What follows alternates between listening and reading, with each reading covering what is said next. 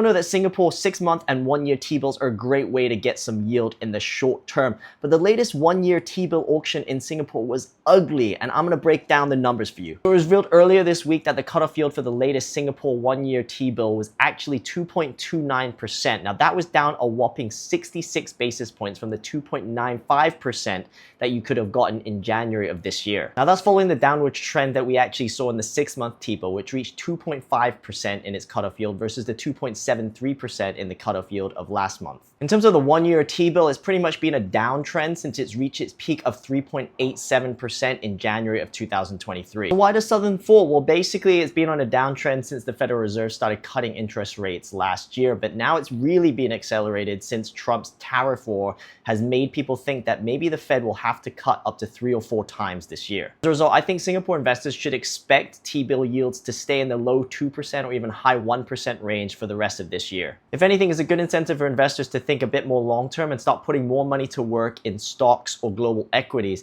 as the likelihood is that Singapore T-bill yields are going to stay pretty low for the foreseeable future. Where do you see T-bill yields headed for the rest of 2025? Put your thoughts in the comments and follow me for more money insights and personal finance tips.